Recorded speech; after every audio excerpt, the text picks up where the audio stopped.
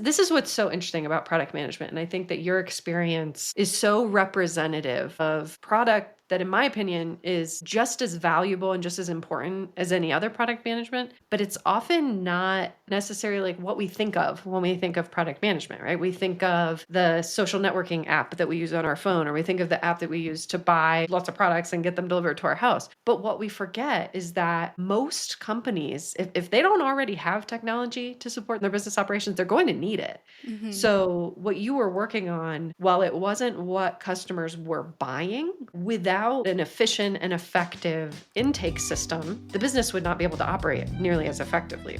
Welcome to another episode of After the Cert, the career podcast for product managers who've collected all the certifications and taken all the courses and still feel stuck in their product career. I'm your host, Jess Sherlock, product management career coach. I know firsthand what it feels like to be overwhelmed, lonely, and stuck in your product career.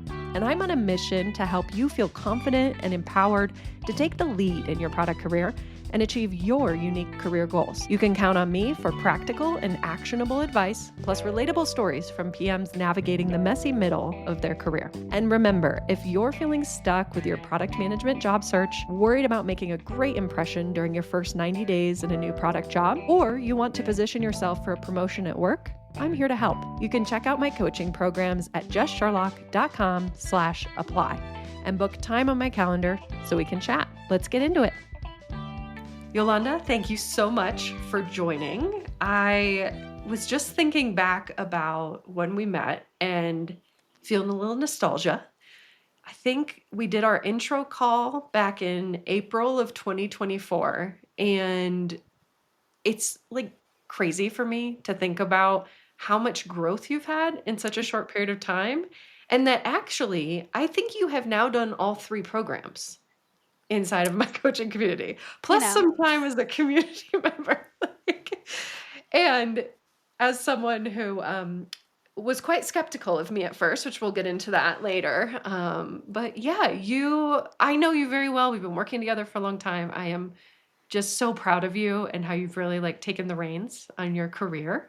And so I wanted to bring you on so that folks who are wanting to get into product or who have had roles that are near product, like you have lots of roles where you're kind of in, near, around product, but never really had the title and wanted to finally officially get into that role. Like, I think your story is a really interesting one. And I want folks to hear the nitty-gritty details that they won't usually hear about someone's career and what it really took to make this shift. So thanks for being here. yeah, thanks for having me. And I'm glad you're not tired of me yet. Not at all. Not at all. So tell us a little bit about yourself first, and then we'll talk a bit about your career journey and where you're at now. Yeah, I've been in product for about 10 years. I started off my career as an EMT and then took a trip and fall right into product. I know that doesn't sound in any way related, but we'll get there. Oh, Other than that, I live in Phoenix with my husband. I like to bake and yeah. go to cool breweries and check out different cities and travel.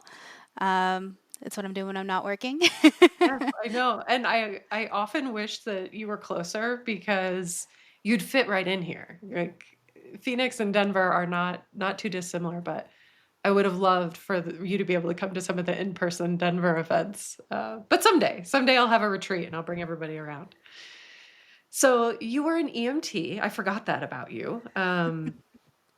I recently I have this thing for medical drama shows. So I rewatched all of Grey's Anatomy a couple of years ago, and now I've been like watching I'm trying to get my hands on everyone I can find on Netflix. So I'm currently watching The Resident. So anyways, I feel like I know everything there is to know. I feel like I could be a doctor or a nurse. Like probably what they do is they just repeat things on the show. And so then you feel smarter, but I'm like, oh, they have a cardiac tamponade. We need to release the pressure. So anyways, some might be wondering like, how did, those are two very different career paths. How did that happen? So tell me, like, how did product even get on your radar as something you might want to do? Like, and why the shift from EMT to software?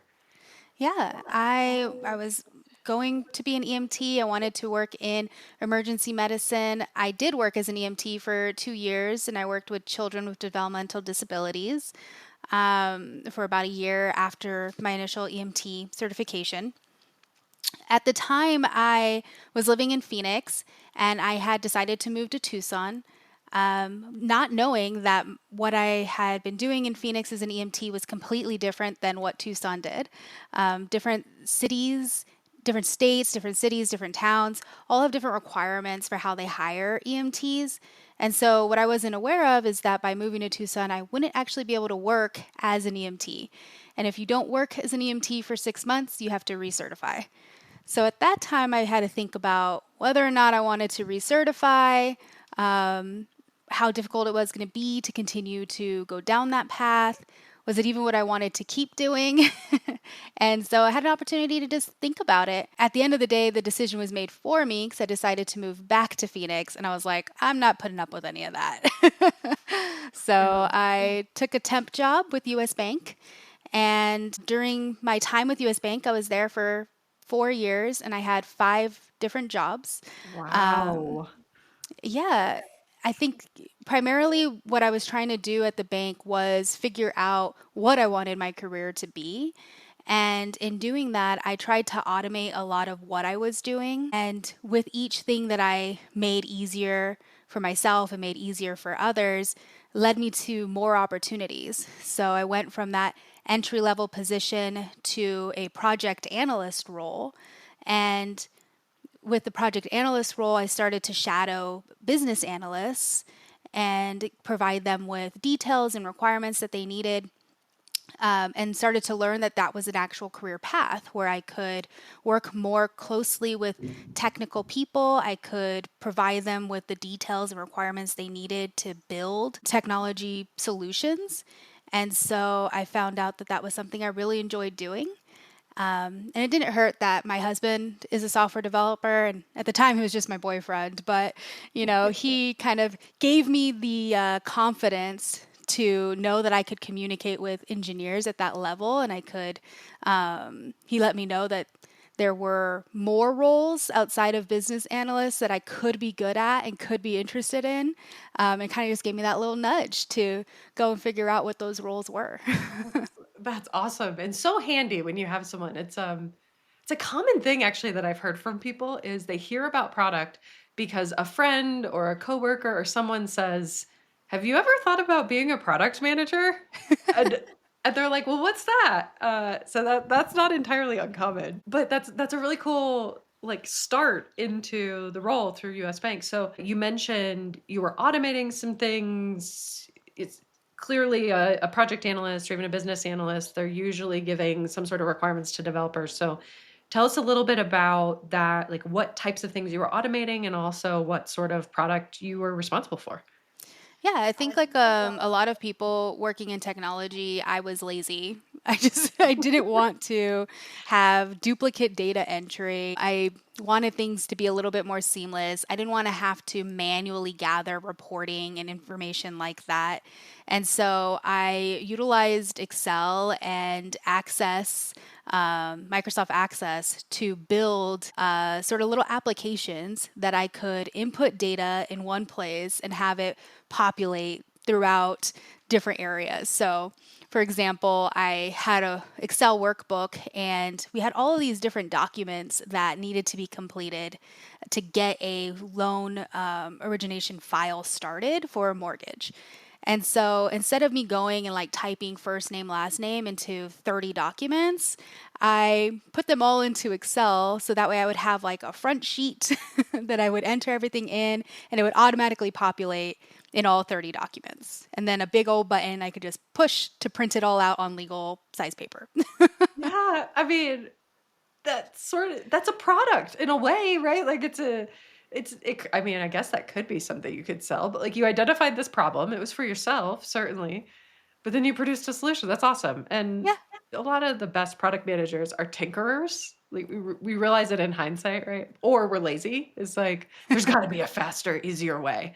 And yeah, that's such a clear signal to me that you product was the right fit. It was only Yes. a matter of time.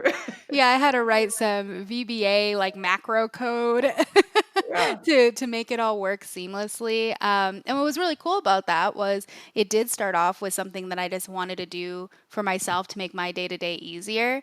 And my boss's wife was actually working in the I guess they called it a communications team, but it was basically a business team that was responsible for making sure all of the loan officers had what they needed.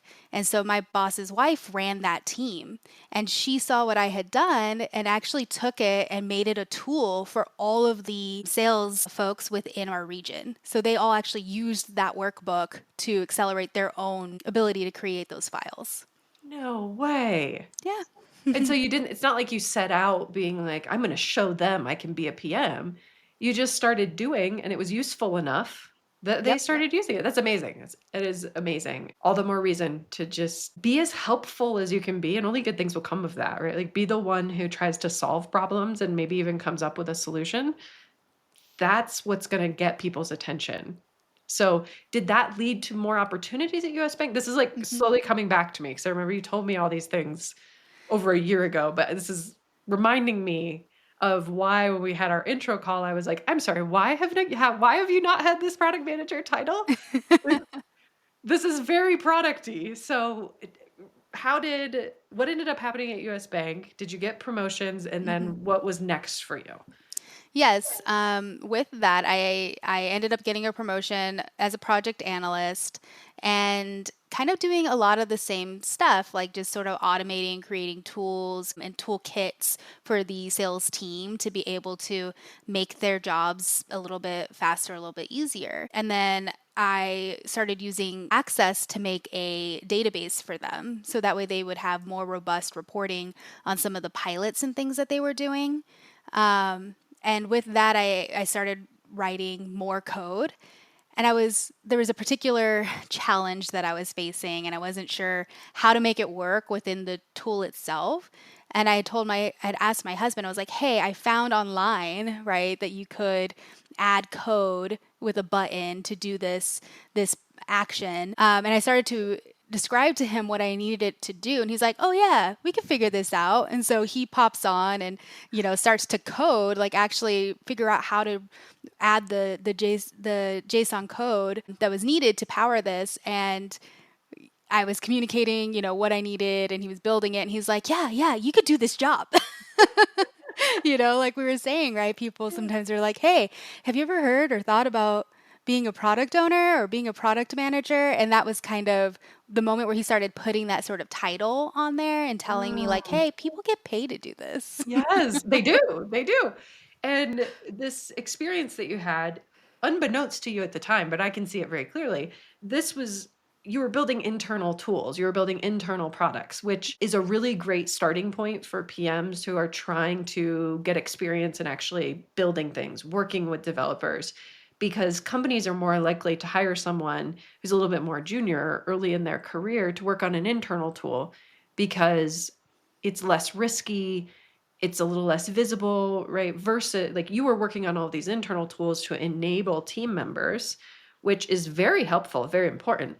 But you didn't have to worry about go to market or how do we, Hmm. market this new feature or price this new app or whatever it is. Like it's not like you were building the mobile app that 10 million business banker customers were using, right? Much higher risk, but you still very much so got those transferable skills. So let's talk about where did you go next? So you had all this experience at US Bank. You were starting to hear from your now husband, hey, here's this role I think you should have. So yeah, tell us about the next few jobs that you had because you had bounced around a lot. I remember seeing on your LinkedIn, it was like you kept shooting for product and you kept landing like right there, right next to it, or at a company doing product, but not with that title. So yeah, give us kind of the quick version of those series of roles leading up to that, your second most recent role. Yeah, with building those tools and learning that there was, this really awesome, great role that I would be good at, I started to look first at US Bank. Like, do they have what is the role that would allow me to get closest to software development? Because they That's do so have a smart. mobile app, they do have consumer facing products. So what could I do to get closer to that? And Um, that's often the best place to start, right? So like if you had that opportunity, 100% recommend because people know you, you have a reputation. Very smart, very smart. What'd you find out? They did have business analyst roles, but they didn't have necessarily product roles. And so I had an opportunity to work more closely with the business analysts on some of their changes that they were making to internal tools. And so I started working with them and I was like, okay, I could totally do this job. And so when there was an opening, I did apply for it. I didn't get it, but I was not discouraged. I was like, there's a job out there for me somewhere. And if it's Yeah, not here, I'm going to go find it. And so I started to look around and try to find other similar roles. And so I left US Bank as a project analyst and I went into a technical business analyst role after that.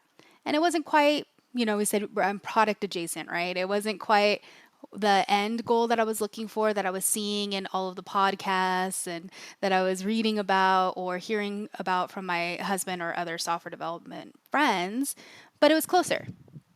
And then from there, I took another business analyst job. Eventually, I did get into a product owner role because I had started to meet people. I had started to get closer to developers. My husband, he started getting higher up in organizations, meeting more people, introducing me.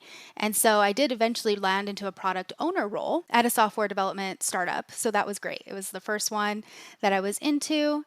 It was multifamily software. It was like a that's CRM great. for multifamily technology.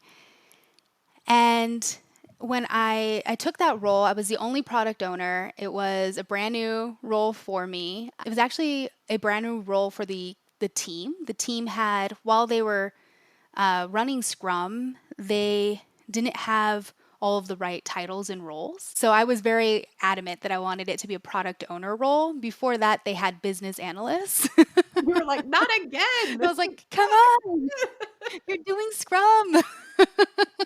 And so, I kind of got that title that I was looking for there and was able to start truly figuring out how to work within a software development team. But there wasn't anybody to learn from. Yeah, yeah. And in that role, if I remember correctly, you were running all the sprint ceremonies, you were prioritizing the backlog. How much opportunity did you get in that role to be more strategic and like own the roadmap, or was it more execution? It was more execution. It was a founder led product. And so a lot of the strategy was set by the founder and what they wanted their company to be and how they wanted their product to run.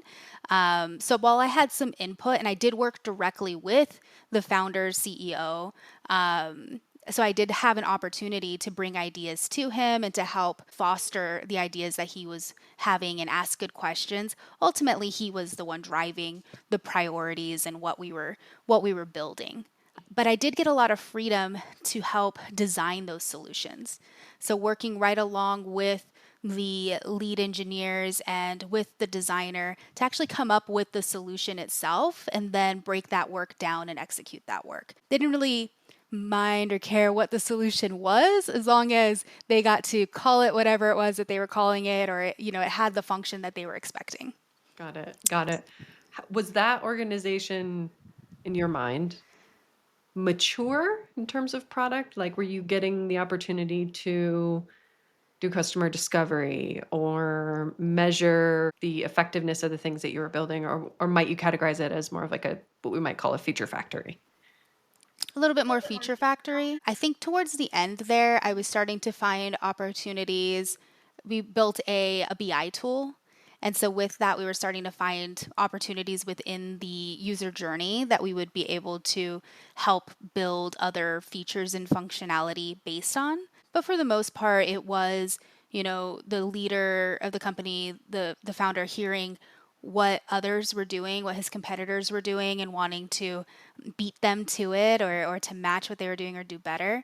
And so there was a lot of shifts in priority sort of based on that. Yeah, and it was B2B, so I imagine it was also largely sales led. Like we Exactly. weren't, it didn't necessarily matter if we had the data to prove that something was being used. It was very much like we'll sell this deal if we get this thing done, or we're more likely to get this deal if that thing is already done. Does that sound right? Yeah, yeah. Yeah. Yeah. Classic. Classic. Okay. So about how much time had passed then from becoming aware of product to when you finally got that product owner title? Oh, geez. I'm thinking it was a few years. Like this wasn't like a 6 month. I know you're probably pulling it. You can pull I up your am. little I'm grid. pulling it up right now. I'm like, how long was it? Yeah, I think it was 3 years. Yeah. So it took Three some time. It years. took some networking. It took patience. Okay. From there, then, this is where things get interesting because I remember you telling me about your career journey. And all of a sudden, I was like, wait a minute.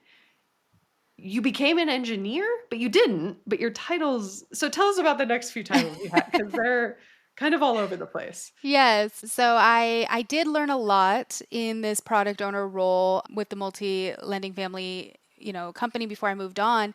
And some of that was I was working so closely with the engineers. I was a bit of a team lead. There wasn't a lot of us, it was a very small team, but I was leading discussions and I really enjoyed it, really liked it. When I moved on to a new product owner role, there was a couple things I was looking for with that. One, I wanted to learn more. So I wanted to work with a bigger team of product managers so that way I could learn more. But I didn't want to give up being so close to the team. And so what I learned through that was it was a bit of a hybrid sort of role where you're leading a team and working a little bit closer with what the technical solution is while still executing the product vision. So still not quite getting into strategy, but the that execution sort of aspect of it involved some technical design work. And so I found a job that sort of ticked those boxes. It was very compelling to me. It was still a product owner title at the beginning. But 3 months or so in, I actually ended up taking a engineering manager role. That's right. What? Te- yeah. Tell me about that. Yeah, Because I think it was when I think engineering manager, I think like that person is the people manager, maybe for the engineers on that team. I think partner to a product manager. I think very good coder. So what? Tell me more. yeah, and I definitely did support the engineers on that team. I did one-on-ones. I talked to them about their career path and all of that. But the biggest aspect of that role was actually the technical solutioning and helping come up and design the technical solution to meet the product need. Why it was that way? Who knows? Yeah. And this was health tech at this point, right? So wasn't this Mhm. the first, what was it, a massive like replatforming? This was your like Yes. quintessential career experience that we ended up talking about on your resume, I think, if I remember Yes. correctly. Yep. I helped redesign and relaunch their flagship product. That's right. That's right. Okay. You're at this health tech company, which was also B2B? It was B2B to C. Okay. Okay. And what did they do at a high level? Health plans and payers would work with us to match their members to digital health products so that they would pay for those products given that they saw improvements on their conditions. So we would track how well they were doing on those platforms, and then we would submit the claims on behalf of that partner. I didn't know at the time, but it's called a two-sided marketplace, and so that's what we were. We sat right in the middle of that two-sided marketplace where we brought members to products that could help solve their problems, and then sent the data back and forth.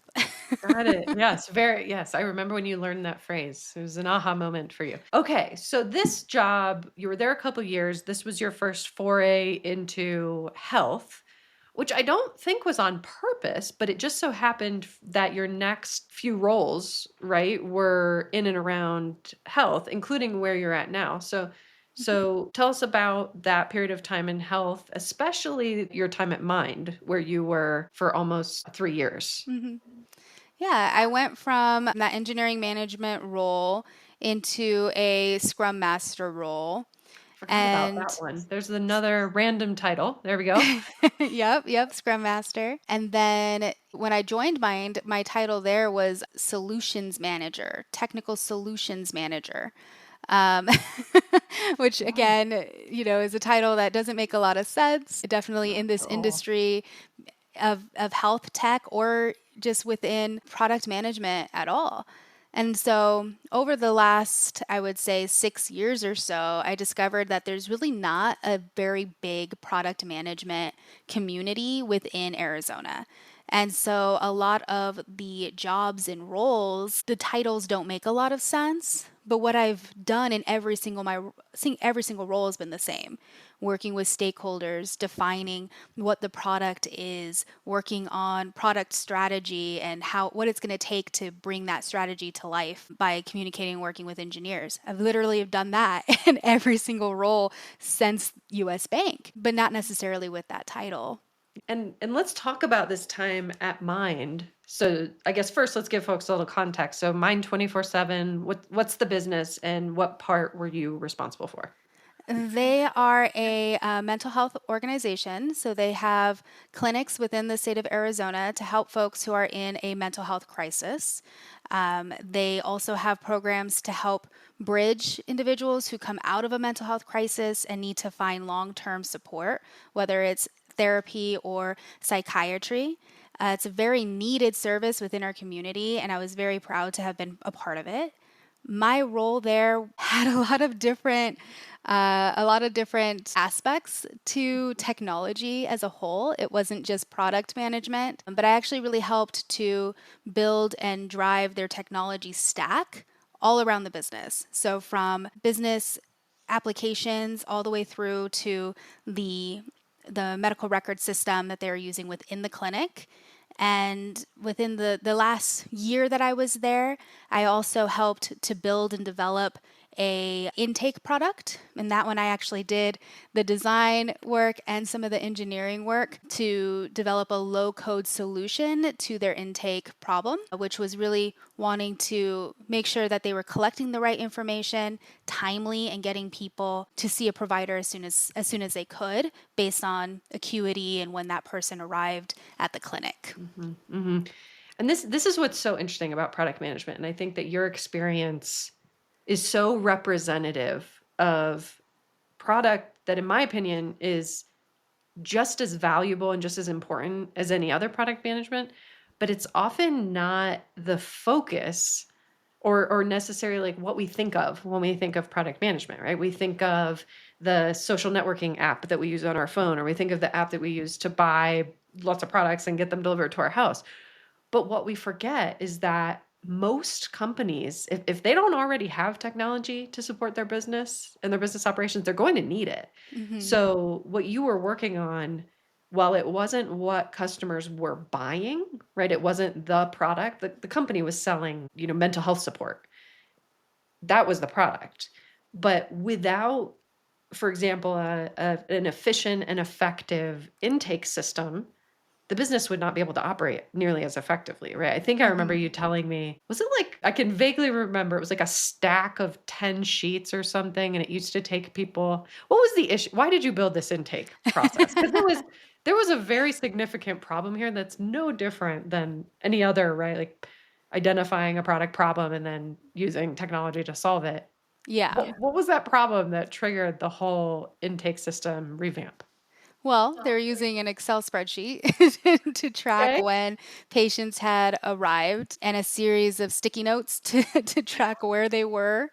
Um, and the biggest challenge with that was in order for them to have any idea how long it was truly taking from the time somebody arrived to the time somebody left, they had to have a person who was able to see in all the chaos that was the clinic who was where what time did they come in, what time do they actually speak to a provider, and enter that into their EMR system, which we could then pull out from a data perspective and show in reporting. But it really depended on somebody entering that information into the system, Oh which is my not goodness. always going to be accurate. And there were other issues where we had handwritten intake forms, and so being able to read somebody's handwriting and be able to input that into a system, we would just end up at the end of the day where these individuals who were checking patients in and out all day just had a stack of papers to input at the end of the day, and so you don't have that real time tracking of where the patients are, how long it's taking for them to get in, what happens if something changes within their acuity, during their assessment. How do you get that person then reprioritized based on that level of acuity? And it just was a problem that, maybe wasn't the most important problem at the organization, but it was one that I could solve by helping build a product. I It could sounds pretty help important to solve. me. Yeah.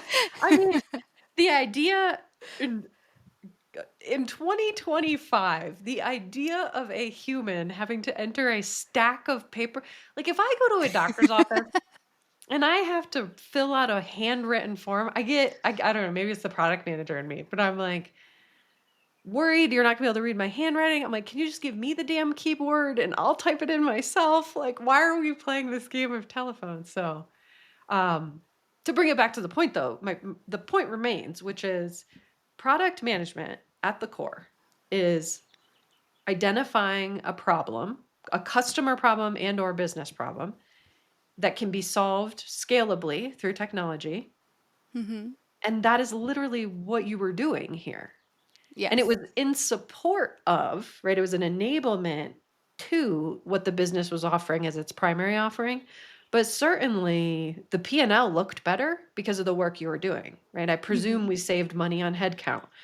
I hope, right? Or if we didn't save money on like those hourly employees, I hope at the very least they were able to dedicate their time to more valuable efforts than data entry. Mm-hmm. I would hope that we also saw better patient outcomes because we were able to, better monitor their care.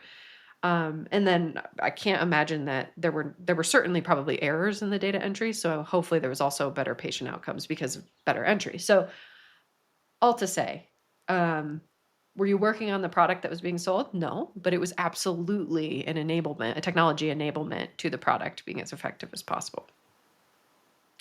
So, what's the problem, Yolanda? I mean, at this point, we hadn't even met. So, for all intents and purposes, it sounds like you were doing product, right? So, what led you to consider coaching? Yeah. Well, that was 3 years in. At that point, my title was Director of Technology. Yes, that's right. Or And technology solutions, or something, right? yes, Was it something Director of like that? Technology Solutions.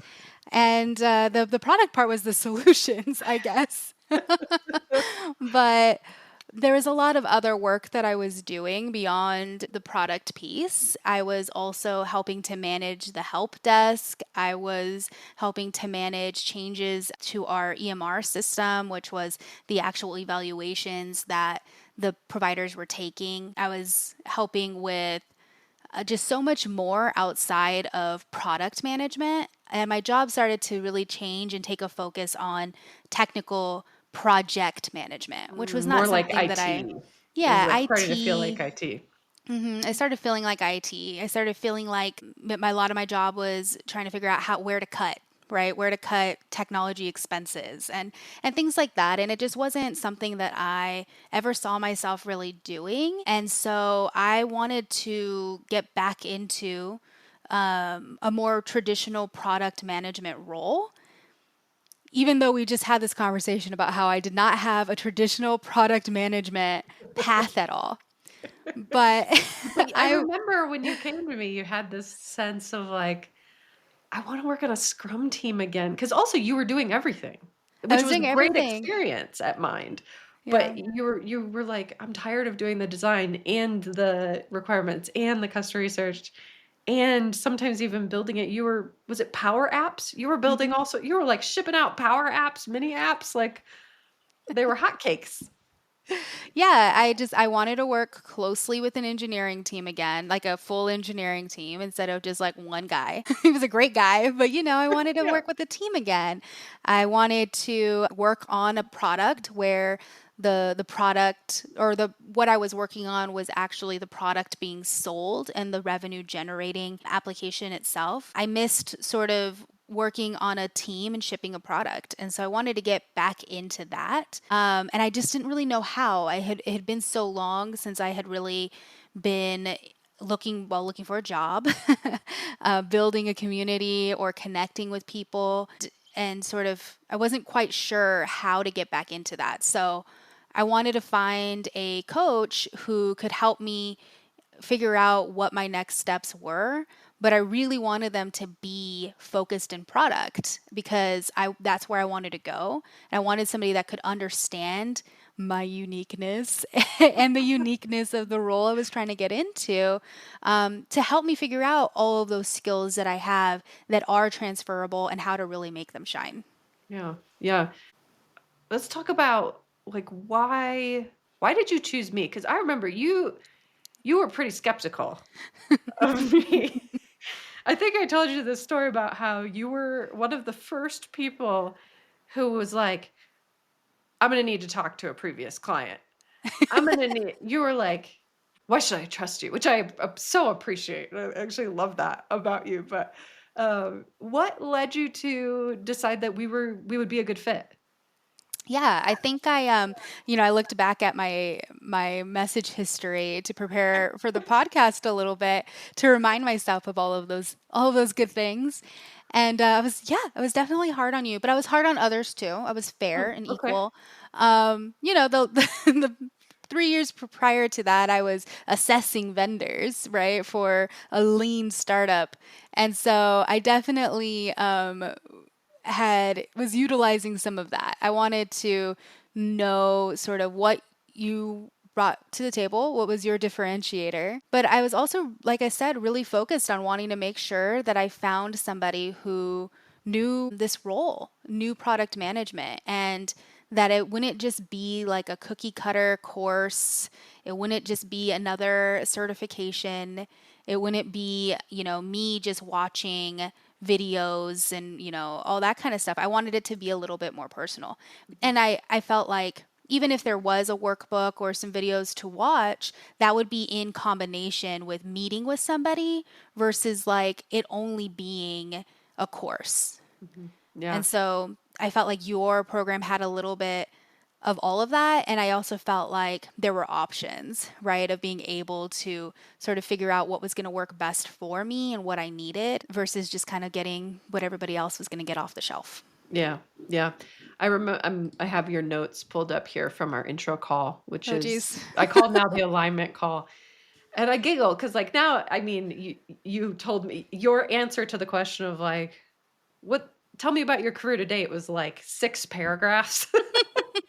And your challenge is very much what you've described. But yeah, you said in terms of what you were looking to accomplish, I want help assessing my career options, determining a path for achieving a fulfilling career, and writing my resume to better align with these goals. And I girl don't. didn't even have a LinkedIn. One of her goals was to set up a LinkedIn.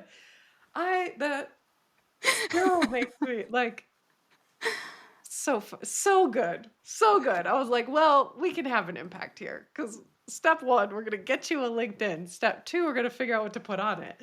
Uh, so let's talk about the job search because this is what's really interesting here and is that you came to me essentially for Sprint. You wanted help with the job search. You wanted to hyper focus on that, but you did have a day job, which is not uncommon for folks who want to join Sprint. A lot of times, the day job's going to help you make it through the job search time period. So tell us a little bit about the like you started coaching and the job search was a part of your goal, but we were also kind of supporting your day job. So let's talk about the job search part specifically and what it was like to work through creating a LinkedIn, but also deciding on a job search strategy given your really varied background, and then updating your resume, like what was that like for you? Yeah, I wanted I needed help, right? I needed help I like understanding and identifying what it was I was even looking for in my next role. I knew that I wanted to get back into product management. I wasn't sure if I wanted to be at a director level or if I wanted to be an individual contributor. I Because you had felt been like, managing people, I forgot. You were mhm. managing people at Mind. So we did, yeah, there was a lot of conversations around, should we look at that? Should we not look at that? Yeah. Yeah, and I really enjoyed being a people manager. I guess, really what I enjoyed out of that was mentoring. I enjoyed helping other people find out what's great about them and bring that out and help them look at their challenges differently and overcome those challenges on their own. So I really enjoyed the mentoring and coaching aspect of a management role, but I did not enjoy more of the administrative tasks that is involved in being a people manager or department lead, right? The budgets and things like that weren't something that I enjoyed doing. I don't know who does, but it wasn't Some me. people do. Some people do. And so, yes, I wanted help in figuring out what it is that I liked, what I didn't like, where I wanted to go with that. And then knowing that I had a bit of a task in I wanted product management in that title. So being able to figure out how to redo my resume in a way that really made what I have done in those roles that were truly product shine, so that there was no question that I had the skills and the experience to lead or be part of a product team. Mhm. And then I also needed LinkedIn. I needed to build a community. It had been a while since I had been part of any sort of product related community or even technology related communities, being that, obviously during the time that I was with Mind was right after COVID had happened. That's So there right. weren't a lot of in And person, yeah, and your last couple jobs. Sorry to interrupt you. I just remembered your last few jobs had actually come through friends or previous coworkers. So I tease you about not having had a LinkedIn, but truly you didn't need it. You had a good circle. It was just limited. So I think by the time we yes. worked together, one of your goals was to get connected outside of that small, like you had really tapped all the potential you could in the group of folks you already knew. Yeah, yeah, my Rolodex was running thin. Yeah. Yeah. So we got you a LinkedIn. I'll never forget when you were like, a recruiter messaged me.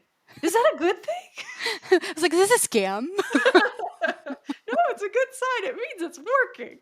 And But yeah, I yeah. needed that, that I needed that digital resume, right? And I needed to figure out how to find a community and how to reach out to other people and network, because I knew that that would be a big part of my job search. I wasn't naive enough to think that I could continue to just get jobs from friends, or that I could just keep like cold applying to companies and expect to get, my resume on top of the giant stack of resumes that they were already looking at.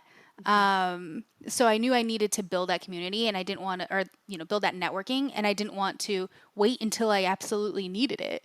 You kind of have to do that ahead of time. Yeah. Well, and I mean, that brings up a good point. So here we are chugging along. We got your resume adjusted.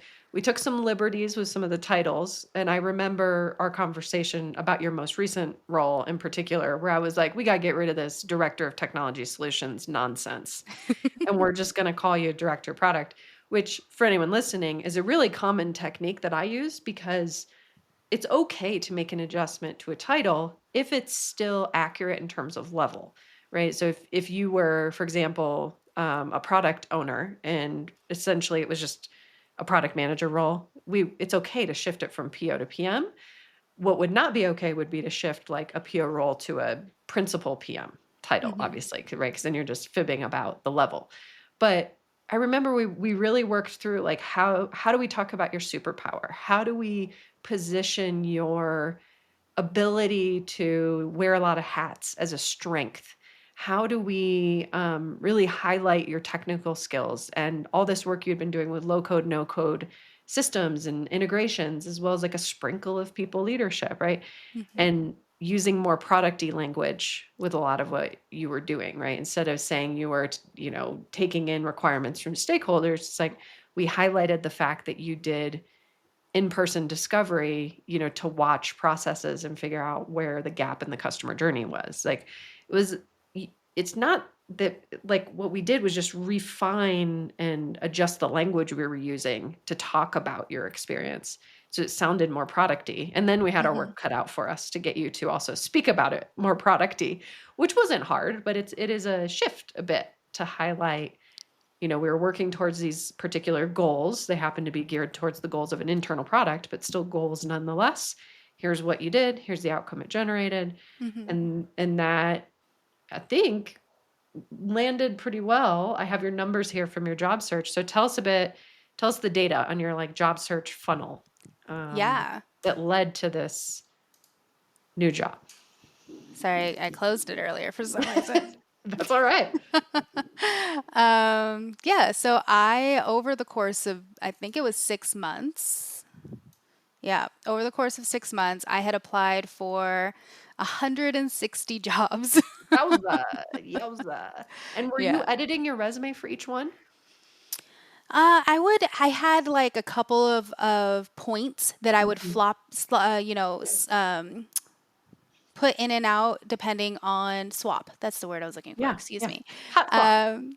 I had a couple points that I would swap in and out depending on the type of role because I did apply for director roles. I applied for, more technical product facing roles versus more strategic product facing roles. So I did take the liberty of moving in and out a few pieces here and there.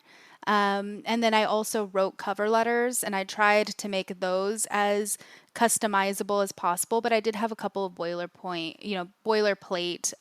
templates that I could use for Yeah. different types of cover letters. Yeah. And it surprises people when I say my philosophy is like, ideally, you have one resume. Hmm. Um, but in your case, it is different enough, a director level role versus a technical PM role. And you actually, because you had a day job, you were willing to take a little bit longer in the job search if need be. And honestly, we wanted to run it as a little bit of an A/B test because we weren't quite sure where you'd get some bites. Hmm. So you applied to 160. How many screener calls? 12. Okay, I did the math on this before. 12 screener calls. So people are often surprised when I say in this market, I'm actually pleased if I see someone get over a 5% conversion rate between applications to screener calls. So you're at about, I think, almost 8%. All right. Which, yeah. So when you say, oh, it was 160 applications and I got 12 callbacks, a lot of times people are like, womp, womp. But really, that's not terrible. But it is why I really say, like, focus on applying. And it's not a spray and pray, right? You were not Yeah. applying to jobs you were not qualified for. It's like we had identified the types of jobs you would have a strong, you would be really capable of doing and Hmm. really competitive for. And the goal was apply to a high volume of those so that we can get bites. Because the thing to remember is out of those 160, whether we like to admit it or not, some percentage of them are ghost jobs. Some percentage of them have already been filled or are already like their hiring process is underway and you're just too late, right? Hmm. And some percentage of them, um, you just weren't the most competitive, right? You weren't selected for a screener call. So when you think about it that way, it's like it's not really 160. There's some unknown percentage that just it was bad timing to begin with. So it is a little bit of a numbers game. Okay, so 160 applications. We had about an 8% conversion rate to screener calls, 12 screener calls. Where did it go from there? So there were two that I like chose not to move forward with. Good for After the you. screener call. Yeah, I had that luxury early on, especially, that I was being picky. I was wanting to really find something that not only met my, basic requirements of like title and pay, but also met my requirements more on what type of organization was it? What type of work would I be doing? What was the mission? So I had that opportunity, and there were a couple that just didn't align with that. So I was able to go ahead and just move forward. It wasn't right for me. Right. Good for you. I had, like you said, some just close.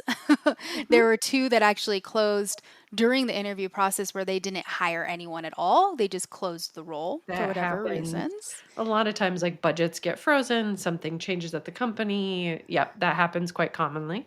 Yeah. Five straight up rejections, just five where I didn't, they didn't ask me back. Sure. It happens. I did get into the final rounds of three roles, and one of those is the one that I received an offer for and ended up Yeah. taking. So I did Yeah. get into the final round for three of those roles, which I was Awesome. proud of. And yeah, congratulations. That's amazing. And these were all do you remember, were they all senior PM? Good. No, it was a mix. So I had, actually, let me look it up. So No, I I'm trying to had remember. one was an engineering manager role. And that was one of the ones where I did get into the finals. Let's see, three senior product roles, one group product manager, and then the rest were director. Okay. Good for you. Good for you. So it's not like we were undercutting your ability. It's not like we were going haywire with the roles you were applying to. These were all very much kind of like in the uh, bullseye area ish of what we wanted for you to target. Do you remember too? I didn't tell you to prepare these answers, but off the top of your head, were they all in health tech, or did you go outside of health? I think you decided to go broad, right, and not necessarily stay in health. So the majority of them were in health tech. I applied for things outside of health tech, but the ones, let's see here. Actually, no, it's pretty spread out. I applied for a restaurant, a fast casual chain. Oh, cool. I applied for a car dealership. Um, I applied for, yeah, it was actually pretty diverse. But the ones where I got the furthest along in the interviewing process were health tech, mental Mhm. health, or digital health solution type products. Yeah. It doesn't surprise me. It doesn't surprise me. A lot of companies, especially in this market in the last year or so, there's been a preference towards domain expertise. And it's Mhm. believed to be like less risky. You'll ramp up faster. We'll talk about your new job. We'll see if any of that is true. But so you ended up taking one of them. With the three where you got to final round, do you remember? Did you do a take home assignment for all of them? No, I did a take home assignment for two of them. Two of them. Okay. Actually, no, one of them, only one. Yeah, it's interesting. I was gonna say I couldn't remember, but there are definitely some folks who are getting lucky. Like it's most of the time there's a take home assignment, but I have had a handful of folks who just it doesn't happen, and it's kind of cool. Like it's a little less work. Can you tell us about the take home assignment? Uh, just like roughly what the structure was and how that went. Yes, so the take home assignment for this one was a scenario. It felt like an actual true scenario to the organization. And it's actually the place where I ended up accepting the role. So I can say that it's actually pretty true to what they were trying to do. But it was essentially taking a manual process and figuring out how to make that process digital That as part of sounds their right up digital solution. your that sounds like what you'd been doing. Very was that very comfortable for you? It was. It was actually a pretty comfortable one for me. And where I struggled was when like wanting to make sure because they wanted you to go through sort of your thought process as well as what you would pitch as the solution, right? And so I talk a lot. I write a lot.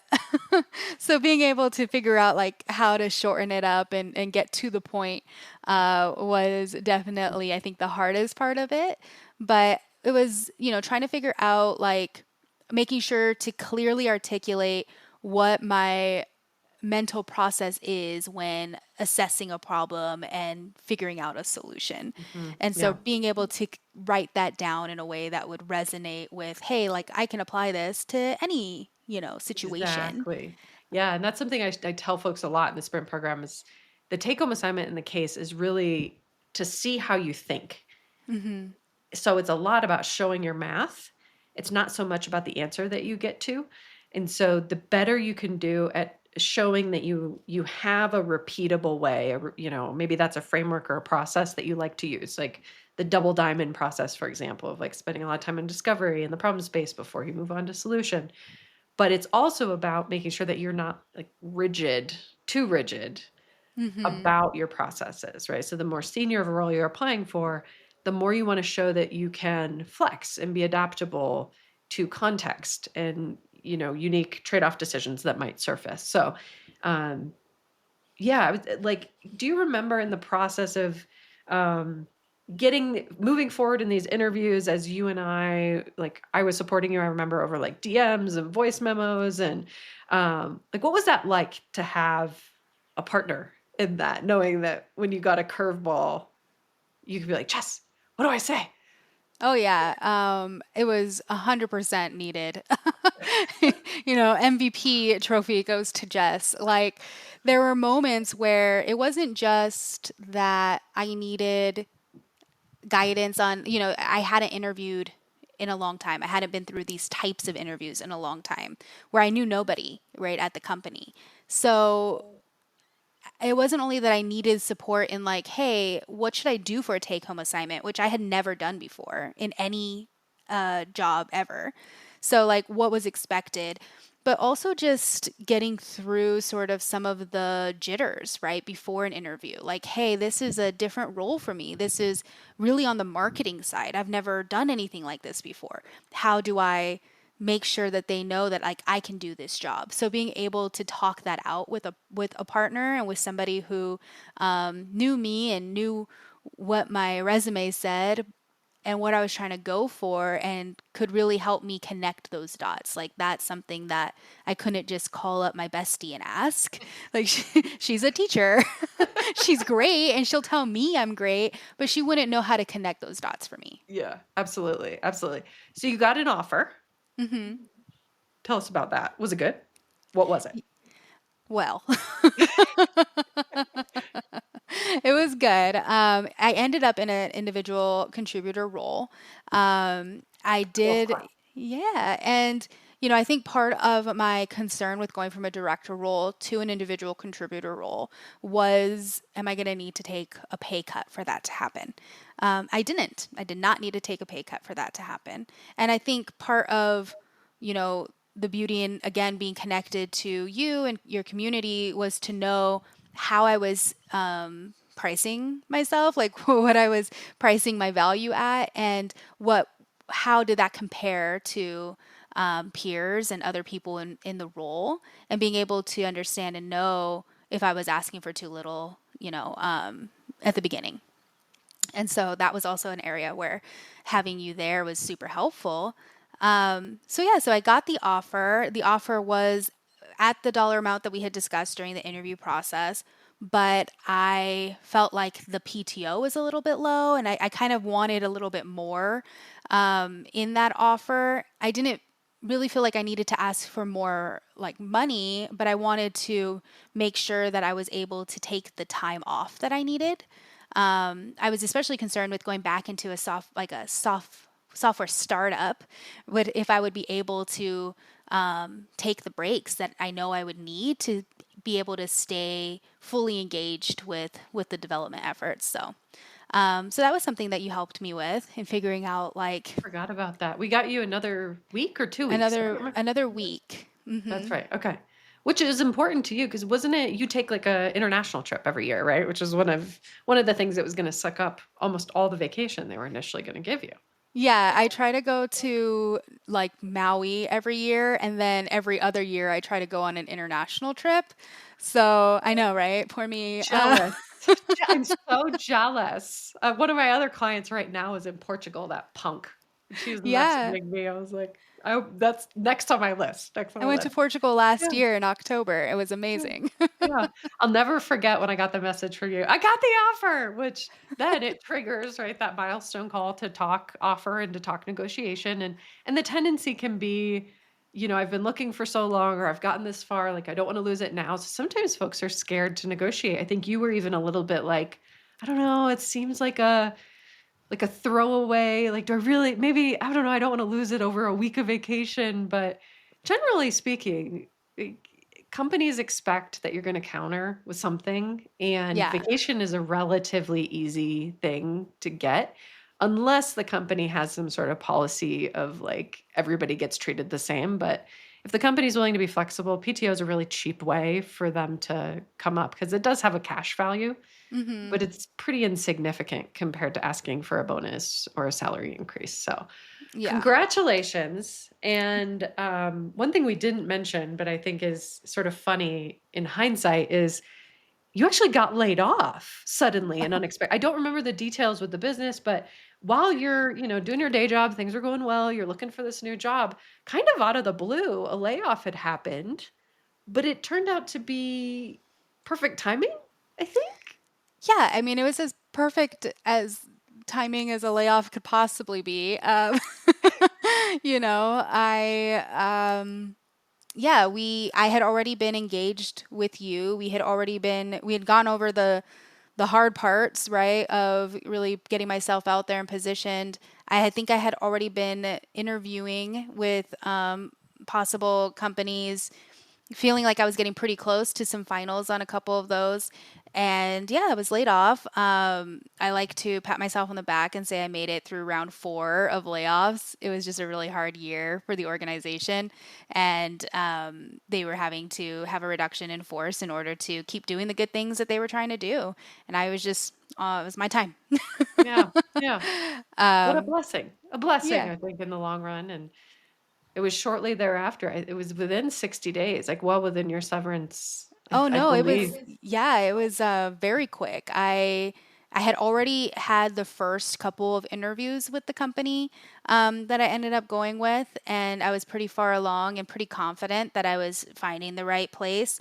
So yeah, so I think that I ended up getting an offer and starting all within, I want to say, a month of the actual layoff. Wow. I knew it Hmm. was fast, but wow. Yeah, Well, it was a congratulations. little And over a month. so you start this new job. Tell us what this company does first, Hmm. because it is health tech. But it's an actual senior product manager role. You're working on the revenue generating product. So what's this company do? Yes, this company is, it's called Home Thrive. And what we do is we have a product and dedicated social workers who help people who are family caregivers.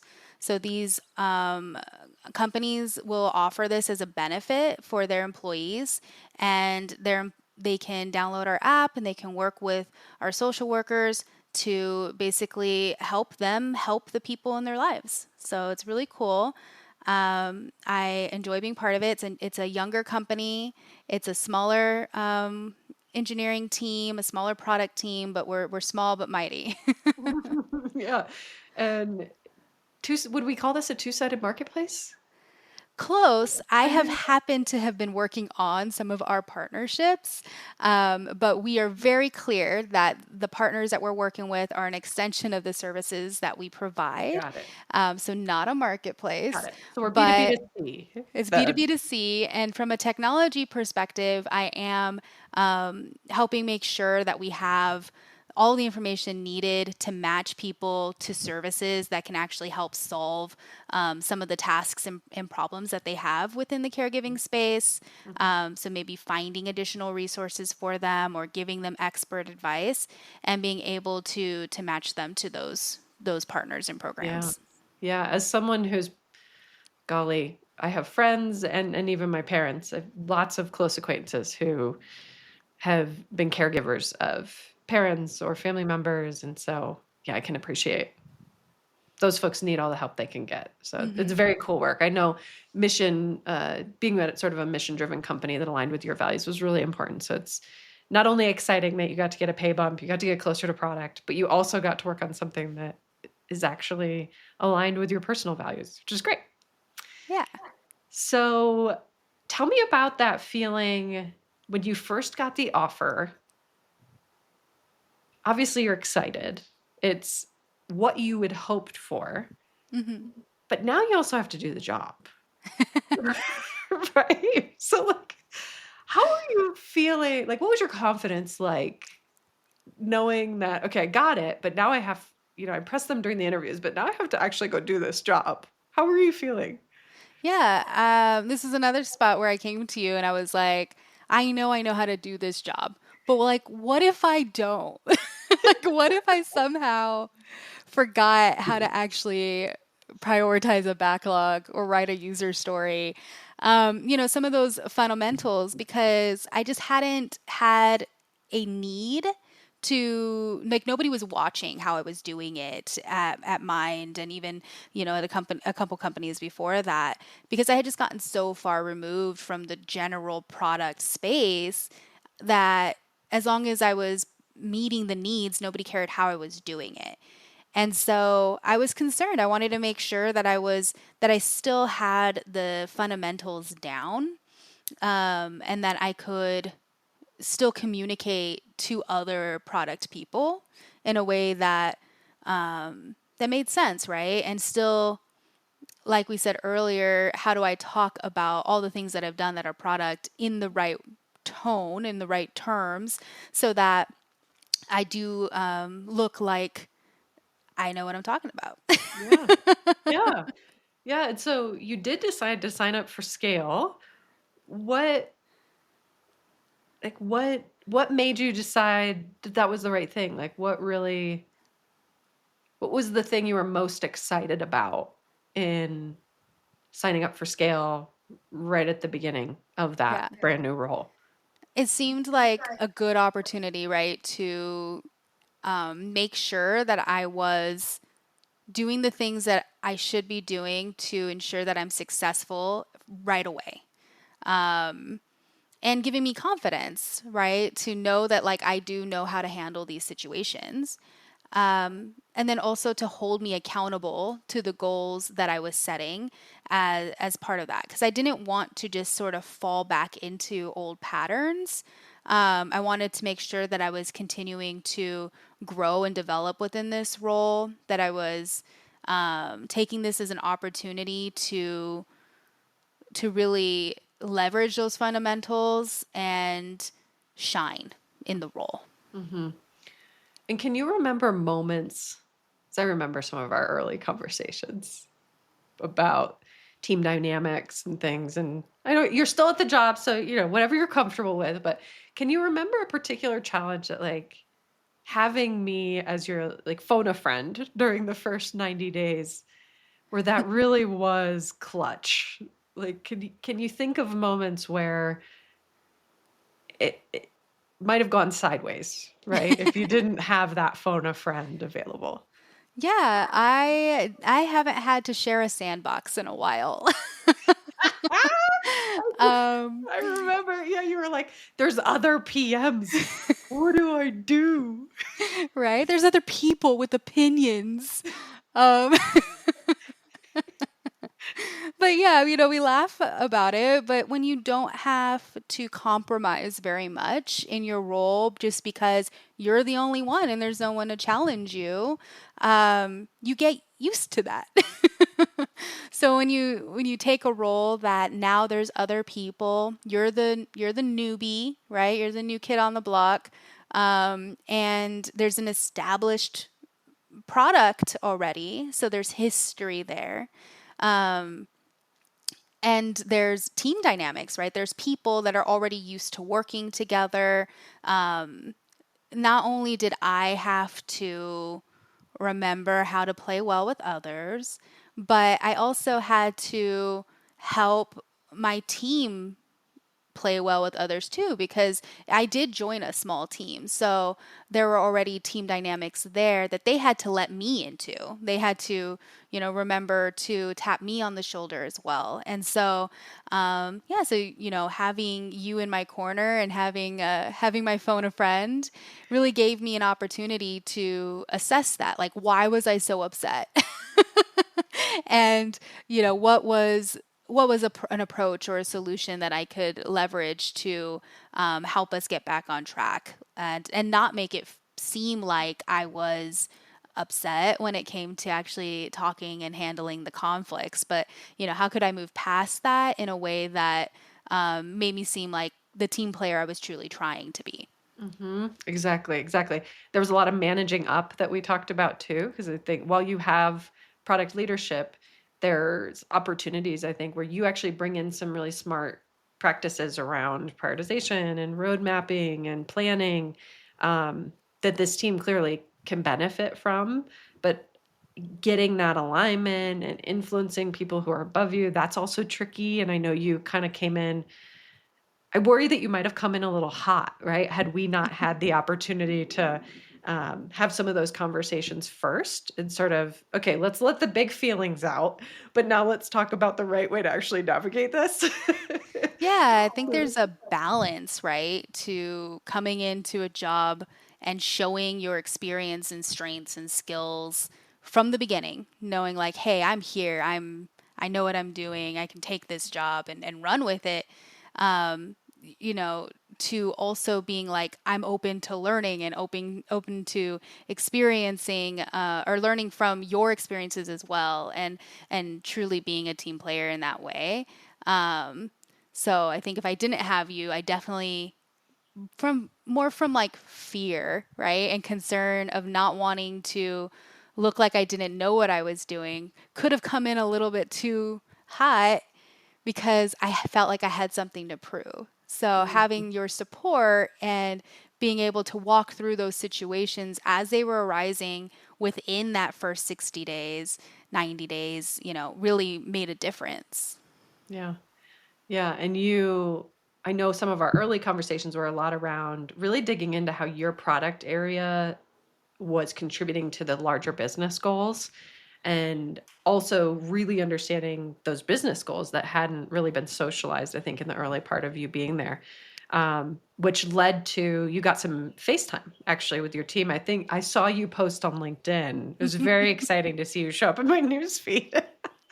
But yeah, you actually, I think it was in your first 90 days or not long after, not only did you kind of have to show up, hit the ground running, you were starting to influence some of the conversations about team structure, how we would split ownership between multiple teams. And then you even got the chance to go be on site. So some of our work together it was really around those stakeholder management, stakeholder relationship skills, navigating ambiguity, navigating trade-offs. And so how did that in-person time go?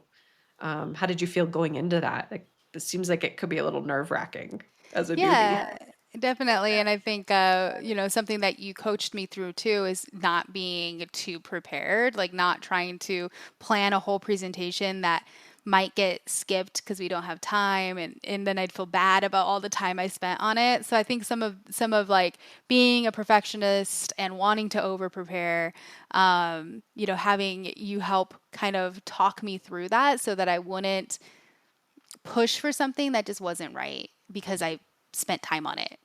Yeah. Yeah. Like, yeah. Yeah, so like that was helpful. And then I think I had some strong opinions that I think I wanted to make sure I started bringing people along that journey with me.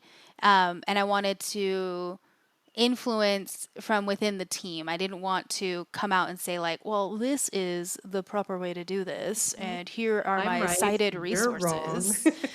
Uh, but I wanted it to be applicable and approachable, and for people to help see why this is a good solution for them. And so you really helped me to come up with that kind of pitch on how to get people to see that and how to influence from a place from without having authority, right? Mhm, mhm. And it was funny, I think there was one thing where you just you ended up creating a template or something. Because I was like, "If you want to, create it for yourself, and I'll tell you what, if other people like it, they're gonna ask you for it." And didn't they? There was We're something still where working on that, yeah. but at least the I think the biggest win for me was I had been saying that we want to track our outcomes. We want to be outcome driven. We want our roadmap to be outcome driven. So we want to think about what outcomes we're trying to achieve with everything that we're doing. And so I had been saying that quite a bit during the onsite, and near the end, I started to hear other people saying that, and we still are. I'm still working on getting our actual outcome driven roadmap together. But as you can imagine, when you're in flight, it's just a little bit tough Yeah. sometimes to change how things are going. But even with that not being a full template change yet, I see it more in our PRDs. I'm hearing people talk about outcome driven results more, and trying to think through why are we doing this? What are we hoping it achieves? How are we going to experiment? How That's do we know we amazing. won? Right? So those Yeah. sort of things are coming out more, and I really feel like I contributed to that discussion and feel good about the direction we're going in when it comes to that. 100%. Congratulations. I'm so proud of you. Not only did you get the job, but you had always said to me that whatever job you landed at next, you wanted to make sure you were that you had that upward mobility, but that you had the opportunity to lead, whether that meant people leadership or not. And so I just love that the company is obviously encouraging you to step up, but they're also reacting really well when you do. Like Yeah. you've clearly built the trust that's allowing you to have this influence. It just shows, right? Like there's that's not an accident when you start saying certain things and it catches on. I think Yes. that that's really telling. So congratulations. Thank you. Um, so as we start to wrap up, I am curious. So the job market today, I know you landed the job in December. So and now we're in May, but still very recent. What advice would you have for someone who is either about to embark on a job search or maybe they're in the thick of the job search? What advice do you have for them, or maybe what advice would you have given yourself if you could go back? Yeah, I definitely think that having created my LinkedIn early on before I really needed that network of support before the layoff happened was super important and helpful. So building out that community and that network and having people that I could ask questions of and that I could ask for support was super important. So I would definitely say that even if you are just early on in thinking about maybe starting to look for a new job, doing those activities early on is definitely a benefit. And, 160 applications is a lot of applications, but keeping with it and making sure to learn from those experiences. So, having a moment to assess what went well and what didn't go well with each interview that you have so that way you can continue to improve is definitely, I think, important when there are just you're just applying for so many things. Because if you, at the end of the day, just keep applying for the same thing or don't make those changes to your resume or, don't adjust in any way, you're not necessarily going to get a different result. Yeah. Yeah, it was pretty amazing actually. While you were sharing about your job search, you had all those numbers. I know you had to look them up, but I talk to a lot of folks who don't really track. And I get it. It's annoying and it's like a list of your failures, you know. You could look at it that way, but I think it's also a really helpful source of data because we were able to identify, like you said, you were getting more traction with health tech. Hmm. Given that, you were able to be more strategic and go and look for those, right? Knowing that you tended to go further. So as annoying as it is to track that data, I would plus one that if you are job searching right now, consider tracking that data and just like a good smart PM does on their product, like learn from the data that you have, even if it's limited. Exactly. Yeah. Yeah. Um, and I think the um, finding a community and support too. Like, I don't want to undersell your contribution to my success.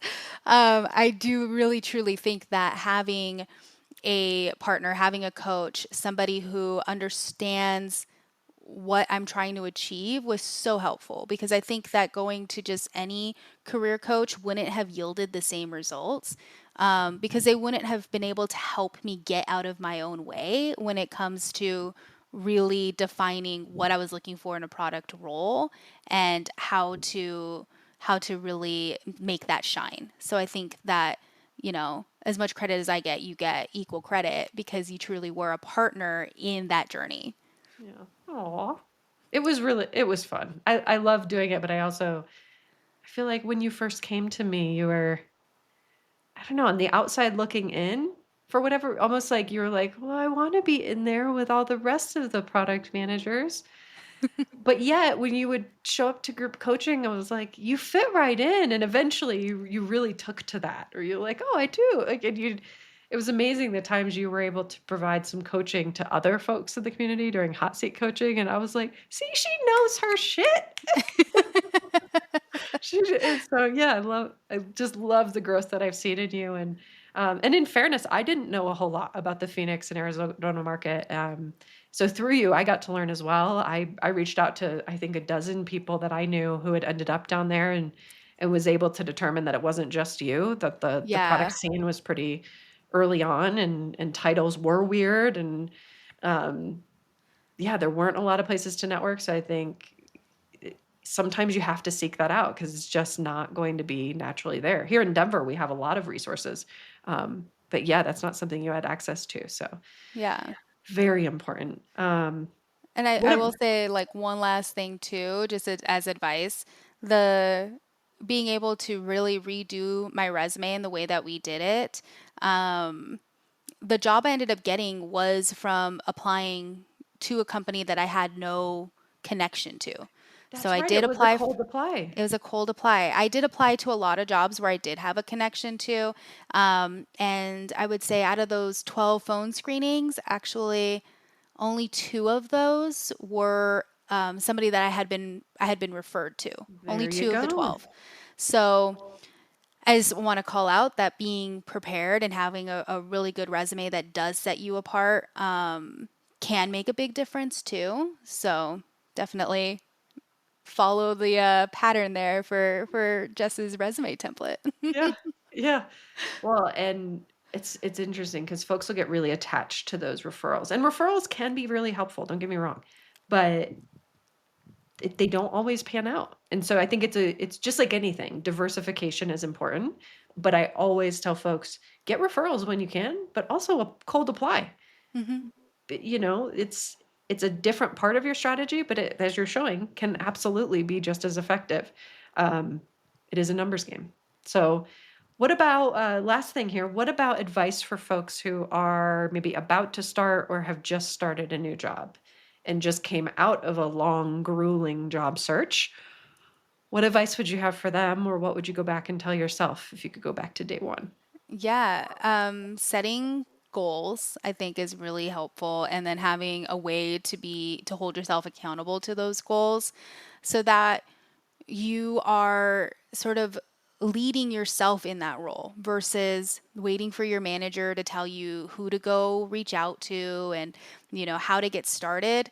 um, Being able to say to when you meet with your manager to say, oh, I would like to speak to my top stakeholders. Who are they? And being able to lead yourself is going to show that you're an independent worker, a self-starter, but also give you confidence in your role, right? During that critical time where you are trying to prove yourself and you are trying to learn about a new company, sometimes new responsibilities within your role.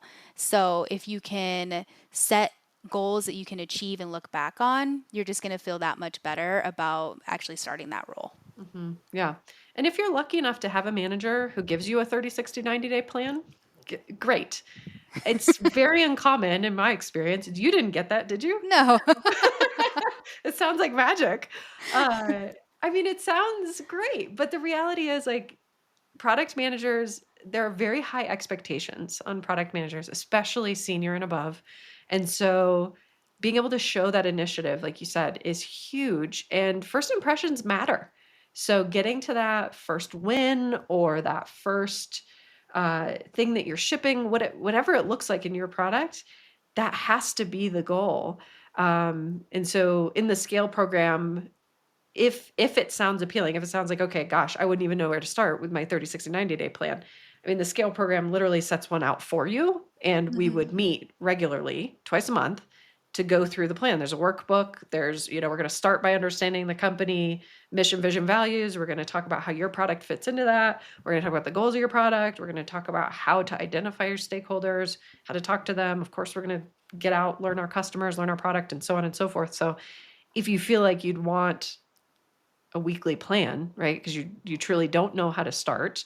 Um, that can be tremendously helpful because you're already so overwhelmed, right? It's like new kid, the computer's new, every system is new, like everything is new. So if you need something to kind of help ground you and focus you, that's literally what Scale is built for. So, um, well, Yolanda, what is next for you?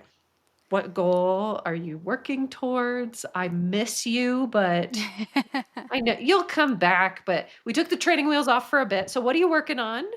And yeah, what's coming up next?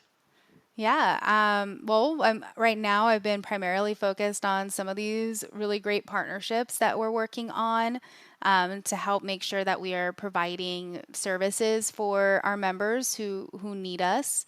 So that's been really, really great. I think what I am most hopeful for is continuing to just have an impact on this product and on this team. I think I'm really set up for success in that way. I think I've built a good relationship now with my manager and my peers to where there is mutual trust. And I think my voice is being heard. So my goal now is just to continue on that momentum, continue to lead when it comes to the way we do things, taking my experiences and all of the good advice that I get from you and other people that I follow and watch and listen to, taking all of that advice and being able to actually have an impact on how the team works overall, I think is pretty much where I'm trying to lead at the moment. Wonderful. Wonderful. Yeah, it's I think for you it's like getting in some good solid reps, right? You no Hmm. longer have to be distracted by all this stuff like in your previous role where you got to do product a percentage of the time, but you had all these distractions constantly pulling you away. So I'm excited to see you just like stack up a whole bunch of reps, a bunch of accomplishments, right? Like make sure you're tracking these projects, you're tracking the outcomes you're driving. Like this feels like you're in the thick of just building that muscle. And at some point, you're going to be ready for more. But right now, I think you're just in the thick of just let's get some good solid reps in and Yeah, it see feels the fruit of your labor. exactly. It feels good to achieve. I know it sounds silly when I say it that way because I am an overachiever and so I'm always achieving, but in the sense of like achieving towards what I really valued and what I really wanted to see come to fruition, which is be a good product manager, build a good product, right? So being able to achieve in that simple like way has felt really good and I'm really enjoying just being a product manager, as silly as that sounds, but it feels good. I'm excited for you. Well, thank you so much for joining. And you know how to reach me. We will talk to you soon.